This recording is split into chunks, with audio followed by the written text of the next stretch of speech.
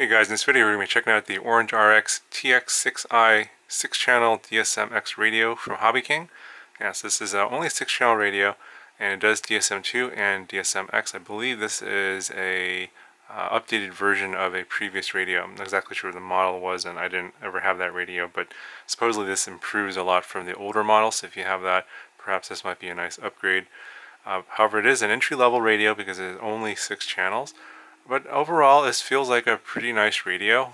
It's a pretty solid feel, good weight. Everything feels solid. It doesn't feel creaky or anything like that. You get a lot of switches here. Almost all of these are 3-position switches here. All the ones here on the top, these 4 are 3-position switches. These 2 on the shoulder are 3-position switches. And then you have a 2-position switch on this longer one in the back. And then you have a momentary switch here on the side. Trim buttons feel really nice. All the buttons are very solid. No complaints. The sticks feel okay. They feel pretty similar to like a FlySky i6 radio, and the gimbals kind of look like that, the ones from the i6. Although the throttle on this radio has notching, whereas the ones on the FlySky do not. And here's what the FlySky radio looks like. You can kind of see similarity in the way the sticks look here. Let me bring that up.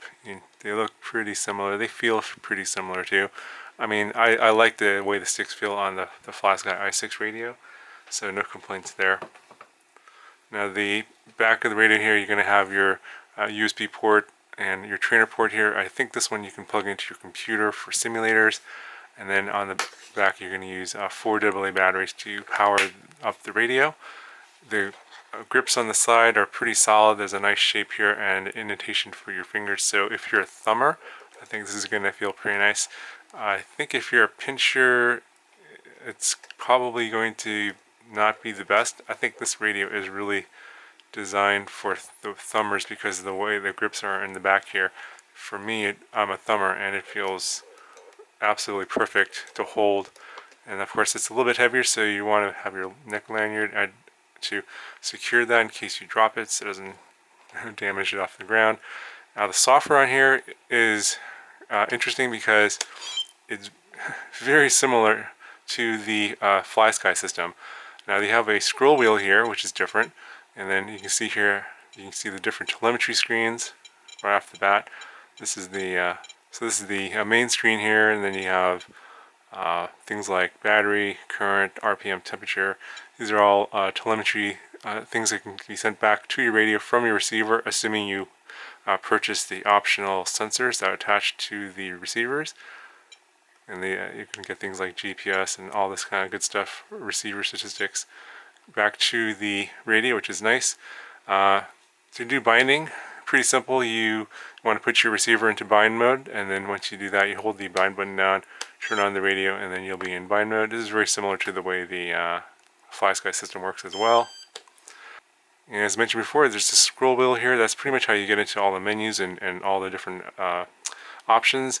And then there's a cancel button here. So it's a combination of these two, and then scrolling and pressing and holding the scroll wheel will get you through all of the menu options. So if you get to the main menu, you're going to press and hold the scroll wheel. And then these are the main options here. You have service setup, dual rates, throttle curve, throttle cut, mixes, range test, timer, telemetry, auxiliary channels, assign switches, model setup, system setup, and display. To select an item, you just click the scroll wheel again, and then you'll get this is a channel display, for example. Cancel will get you back out. But just to show you, if you want to set up a model, you go in here in a model setup, and then you can go to model select and then change the name of your model, for example, in the icon. You can change the type from plane to quadcopter, change the model name, specific things to your model. And then in this particular case, I've already set up a model. I'm going to be flying the new Hobby King Durafly Tomahawk at the wing. So I had to set up an Elevon mix in here, so you can do that pretty easily just by turning it on. The default's obviously going to be off, and then you want to set your rates so you know the way you want your Elevons to work. So I just had this set up this way. Obviously your particular setup might be different, so don't copy these just because I have these in here. And then you can do VTail, aileron, and you can also bind in here as well. Okay, so one of the things you can do for your model is assign a switch to things like flight mode, and throttle hold. So I'm going to go and I'm going to set a switch for throttle hold. I'm going to set this to switch 6, which is this one here.